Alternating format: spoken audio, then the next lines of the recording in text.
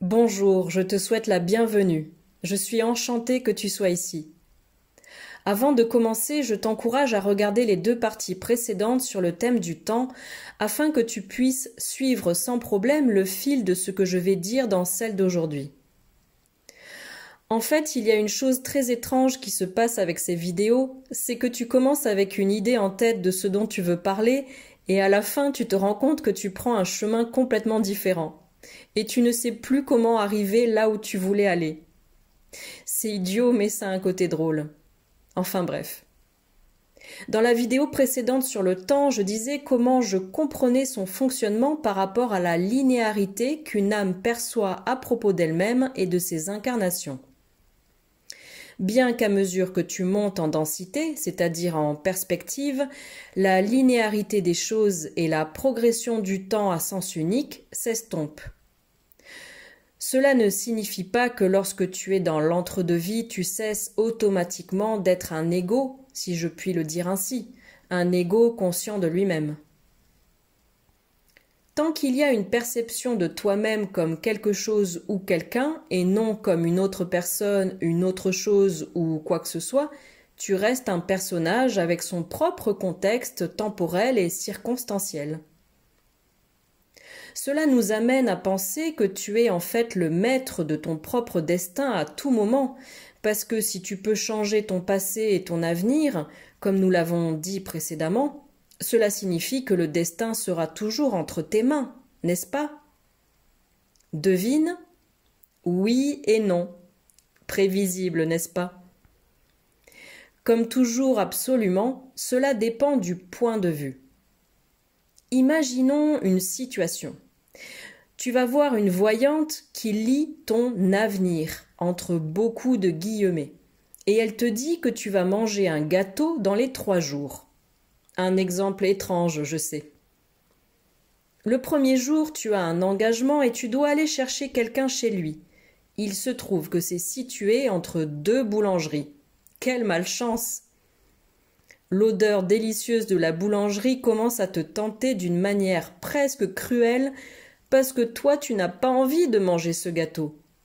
Finalement, tu réussis à passer la première journée sans l'acheter.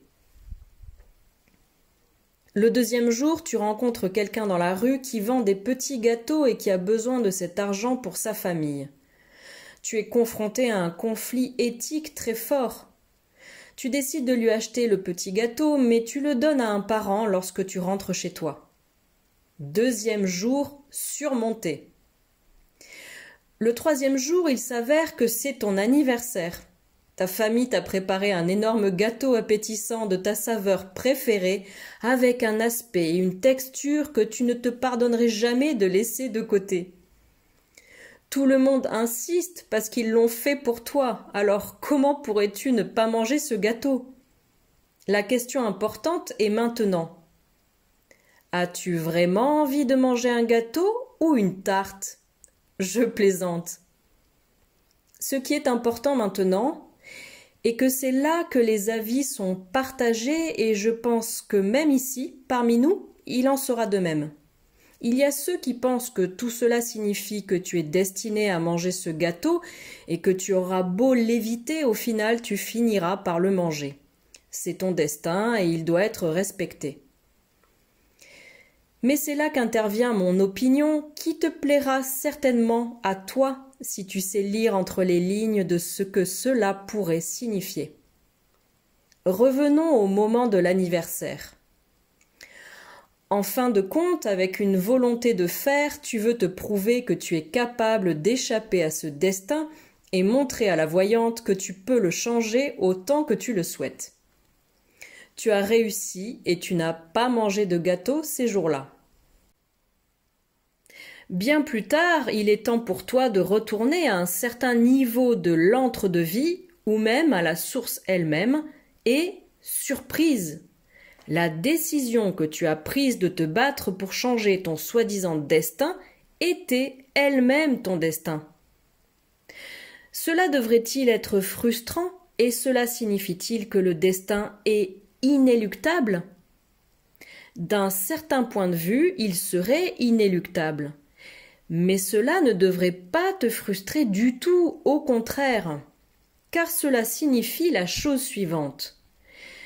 Si ce que tu fais maintenant n'a pas d'importance parce qu'en fin de compte tu seras toujours dans ce que tu as prévu avant de t'incarner, alors non d'une pipe, qu'importe ce que tu as planifié, si aujourd'hui tu peux vivre ce que toi tu décides. Cela signifie aussi, depuis un autre point de vue, que tu décides et écris ton destin en ce moment même. Mon message est donc le suivant. Même si tu peux avoir l'impression que ton destin est de vivre irrémédiablement une expérience terrible qui se répète encore et encore, toi, tu peux changer le futur, tu peux modifier le destin. Et même si plus tard tu découvres que le fait d'échapper à cette idée de destin inamovible était en soi le destin écrit pour toi. Si tu vis en permanence une situation répétitive qui te conduit à t'enfoncer dans quelque chose qui semble inéluctable, la première chose que je te dirai, c'est que je suis vraiment désolée et que tu as tout mon soutien et toute ma compréhension. Mais la deuxième chose que je te dirai est beaucoup plus difficile à entendre et c'est qu'il s'agit probablement d'un problème d'idées conscientes ou inconscientes, ou de parts d'ombre qui te font vivre et revivre la même chose, jusqu'à ce que tu apprennes à en changer la valeur et la signification. Je sais que cela semble facile à dire et difficile à vivre, et qu'il te semble que tu as tout essayé et que tu continues d'essayer. Mais mon message depuis ici est de te permettre de pleurer. Puis, lorsque tu te sens prêt ou prête, essuie tes larmes, relève la tête et regarde ta situation dans les yeux. Tu as toute la force et le pouvoir dont tu as besoin, parce que tu es tout. Il te faudra peut-être du temps pour trouver cette force et apprendre à la maîtriser, mais elle est là. Sois patient et deviens quelqu'un de fort, capable de changer, entre guillemets, son destin apparent. Et ça, en réalité, et selon ma façon de voir les choses, ça s'applique aussi aux vies que tu observes autour de toi. Et ça, c'est une vision à moi très personnelle. Si nous pouvons à peine tenir pour acquis que nous connaissons notre destin et nos accords d'incarnation, comment quelqu'un pourrait-il prétendre connaître les souhaits de l'âme d'une autre personne ? Si c'est le cas, ma philosophie restera toujours d'aider du mieux que je peux ceux qui, je crois, sont en difficulté, tout en gardant un équilibre pour ne pas être intrusif, bien sûr. Tout ce qui a été expliqué aujourd'hui peut nous amener à nous poser 2 questions que je laisserai pour la prochaine vidéo. Est-ce que l'absence d'action pour respecter les accords préincarnatoires de quelqu'un qui souffre a un sens ? Est-ce que cela a vraiment du sens d'essayer de changer la ligne temporelle de quelqu'un ? Comme je l'ai dit au début de la vidéo, j'ai fini par parler de choses que je ne savais même pas que je dirais. En fait, je pense que nous sommes entrés dans un sujet assez fort et très très délicat. Bien sûr, je tiens à préciser que je parle de tout cela avec le plus grand des respects et que je suis toujours prêt à changer d'avis par la suite. Mais avec l'expérience que j'ai actuellement, c'est ma façon de comprendre l'univers. Car, comme tu le vois, je ne peux plus dire que nous sommes simplement en train de parler du temps. Suivre la pensée du fonctionnement du temps nous a conduit à quasiment tout le reste.